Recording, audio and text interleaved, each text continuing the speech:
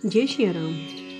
कैकेयी के मर्मपूर्ण वचन सुनकर राजा ने कहा, तुम्हारा दोष नहीं है, तुम्हें मानो मेरा काल रूपी पिशाच लगा है, वही तुमसे यह सब कहलवा रहा है। भरत तो भूल कर भी राज तिलक नहीं चाहते, होनहारवश यह कुबुद्धि तुम्हारे हृदय में बसी है।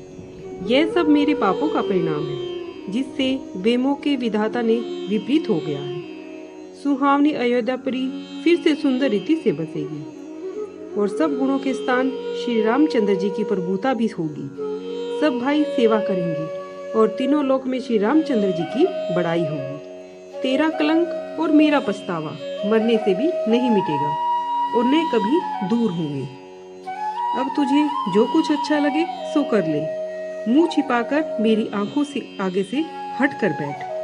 परंतु मैं हाथ जोड़कर कहता हूँ कि जब तक मैं जीता रहूं तब तक फिर और कुछ मत कहना। अरे अभागिन, फिर पीछे से तू पछताएगी, जैसे तांत के लिए कोई गाय को मारे। राजा ने करोड़ों भांति से समझाकर कहा कि बना हुआ काम क्यों बिगाड़ती हो। थक कर पृथ्वी पर गिर पड़े। कपट से चतुर कैकेयी ने कुछ नहीं कहा, मानो शमशान को वह जगा रही है। राम राम रटते हुए राजा ऐसे व्याकुल हुए जैसे बिना पंख के पक्षी बेचैन हो जाते हैं। अपने हृदय में मनाने लगे कि सवेरा न हो और कोई जाकर रामचंद्र जी को यह विचार न कहे, हे रघुवंश के गुरु सूर्यदेव, आप उदय न हो, क्योंकि अयोध्या की दशा देखकर हृदय में दुख होगा। राजा की प्रीति और कैकेयी की निष्ठुरता दोनों ब्रह्मा ने सीमा पर्यंत बनाई है। राजा को विलाप करते हुए सवेरा हो गया। वीणा, बांसुरी और शंख आदि की ध्वनि राजद्वार पर होने लगी। भाट यश बखाने लगे, गवैया गाना गाने लगे। उनका स्वर राजा को बाण सा लगता है। संपूर्ण मंगल राजा को अच्छे नहीं लगते, ऐसे अच्छे नहीं लगे जैसे पति के साथ सती होने वाली स्त्री को गहने अच्छे नहीं लगते। उस रात में किसी को नींद नहीं आई और सबके हृदय में श्री राम जी के दर्शन और इच्छा की उमंग थी।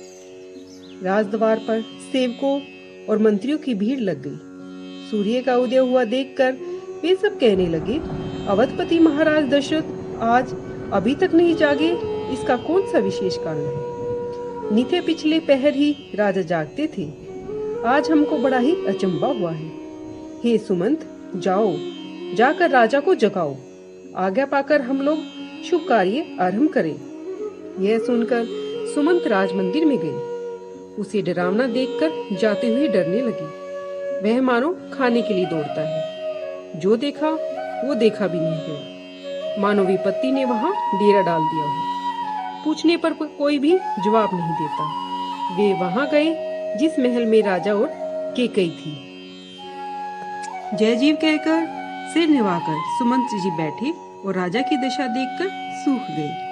राजा को चिंता से व्याकुल और विवर्ण गिरे हुए पृथ्वी पर देखा तो मानो कमल जड़ से उखड़कर पड़ा हो। मंत्री मारे डर के कुछ पूछ नहीं सके। इतने में ही अशुभ से भरी हुई और शुभ से छूची कैकेयी बोली, राजा को रात भर नींद नहीं आई, इसका कारण तो भगवान ही जाने। राजा ने राम राम रटकर सवेरा कर दिया, परंतु इसका भेद कुछ नहीं बताया। राम को जल्दी बुला लाओ, तब आकर हाल पूछ लेना।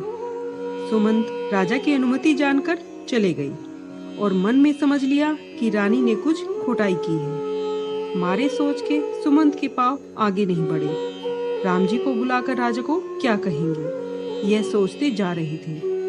फिर मन में कुछ धीरज धरकर द्वार पर गए। सुमंत को मन मारे देखकर सब लोग पूछने लगे। सब लोगों को समझाकर सुमंत वहां गई जहाँ सूर्यवंश में श्रेष्ठ रामचंद्र जी थे।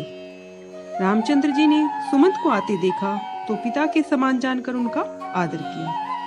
उन्होंने रामचंद्र जी के मुख की ओर देखकर राजा की आज्ञा सुनाई और रघुकुल दीपक राम जी को अपने संग लेकर चल पड़े। रामचंद्र जी की बुरी भांति सुमंत के साथ जा रहे थे। यह देखकर सब दुखी हो गए। रघुवंश भूषण रामचंद्र जी ने राजा को देखा जो बुरी तरह से पड़े थे।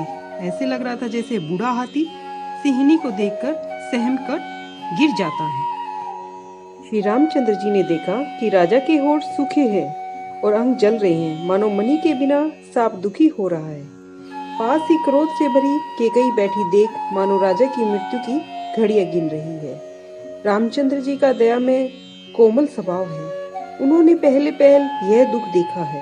इससे पहले दुख सुना भी न था, तो भी धीरज धरकर और विचार करके मीठे वचनों से माता केकई से पूछते हैं, हे माता, पिताजी के दुख का कारण मुझे बतलाओ, जिससे दुख दूर हो जाए वही उपाय किया जाए। केकई बोली, सुनो राम, सब कारण यही है कि राजा का तुम पर स्नेह है। जय श्री राम।